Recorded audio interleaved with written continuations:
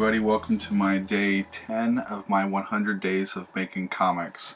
The art adventure created by Kevin Cross that says every day for 100 days to work on your personal project of making comics for at least a half hour a day and then post in a social media. Most popularly YouTube video, which I've been getting those going here on my volume 3 of 100 days of making comics.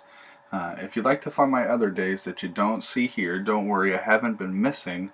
I've just been posting in different places here and there.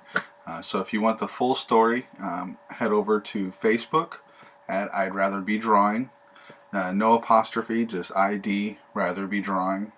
And then also on Instagram and my Instagram TV under Mr. Green Draws. That's mr.greendraws. So between those three places, you'll be getting the full scoop on my 100 days. But yeah, created by Kevin Cross, like I said. Search him, an excellent illustrator, comic creator. Look up Kevin Cross or Monkey Mod and Friends Show.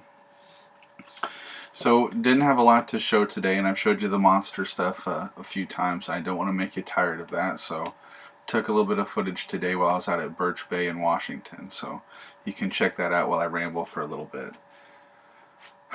Excuse me, what I want to talk about today is the purpose of making the monster zine. Why do it? One of the reasons I like the idea of multi-purposing your artwork.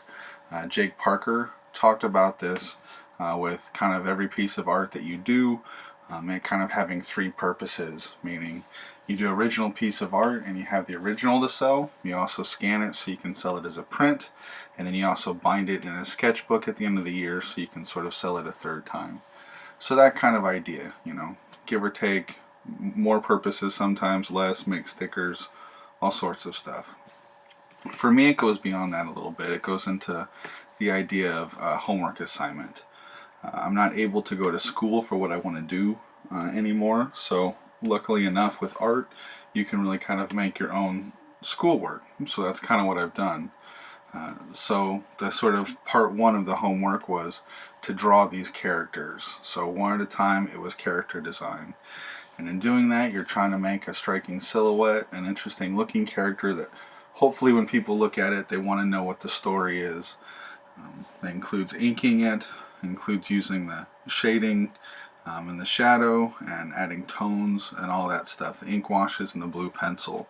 The reason for the blue pencil was it's just kind of what I use to sketch with, and so I just wanted to use the sort of most basic tools, my pencil, my hand done ink brushes, and ink wash, just kind of those three basic things. And you see red sometimes because the blue pencil I use on the other side it's red, so I don't use that very often, but once in a while I use that as a little bit of a highlight as well.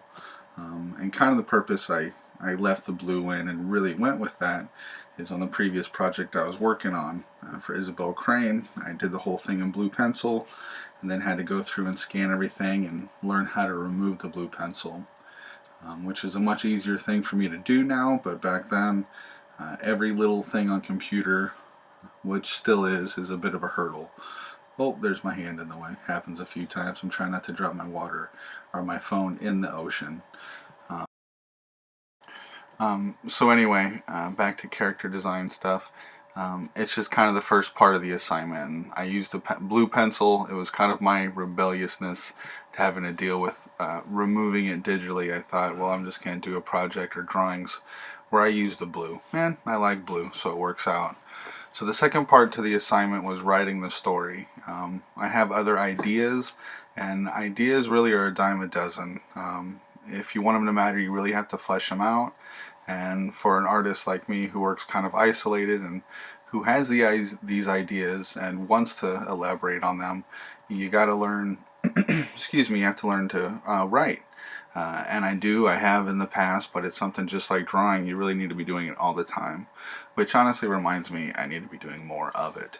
But that was the second part of the assignment, was to make this character that hopefully people wanted to know a story about and then give them a little bit of one. And in true comic fashion, try to get a big story across with as few words as possible. So very sort of short stories, hopefully leaving people wanting more, but I don't know, getting a cool, creative story across. The third part of the homework assignment is actually making a product out of this.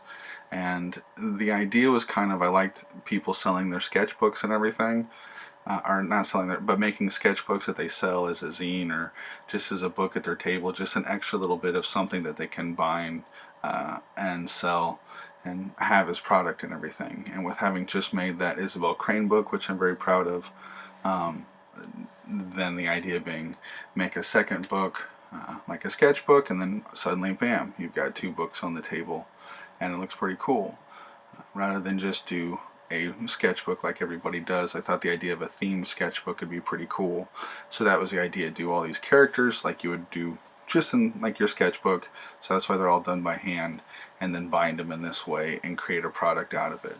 The idea of the zine is still make like a nice small compact thing that's hopefully cheaper to mail, and just easy to kind of ship around, and just kind of a cool little product, since it's not a quote-unquote comic by some standards.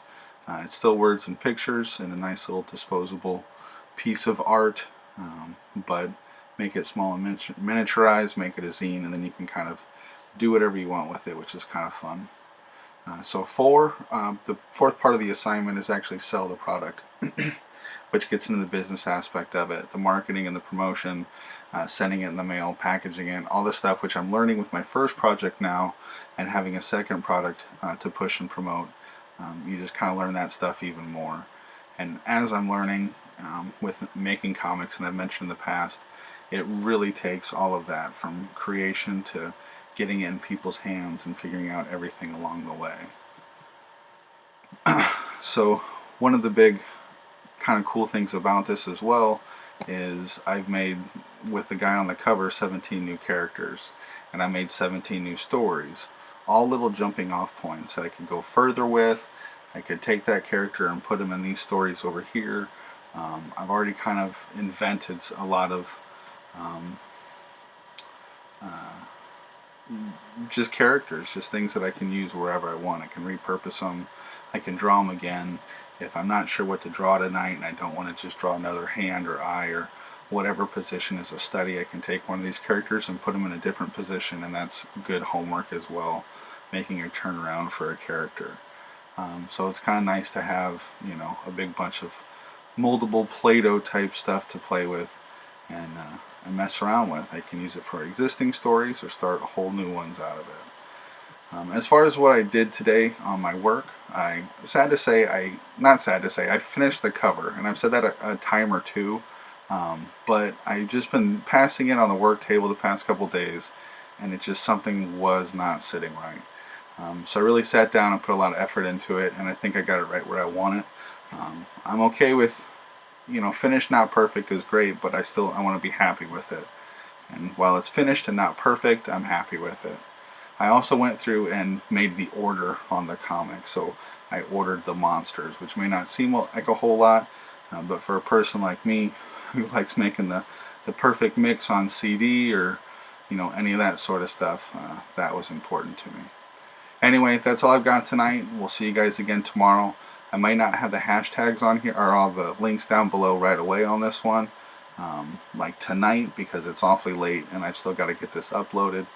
But they will be there for Kevin Cross, Jake Parker, all that good stuff. My different links below for I'dRatherBeDrawing.com, I'd Rather Be Drawing on Facebook, Mr. Green Draws on Instagram, and of course right here on YouTube with I'd Rather Be Drawing. Thanks very much. Scott O'Green in the darkness, signing out. Peace.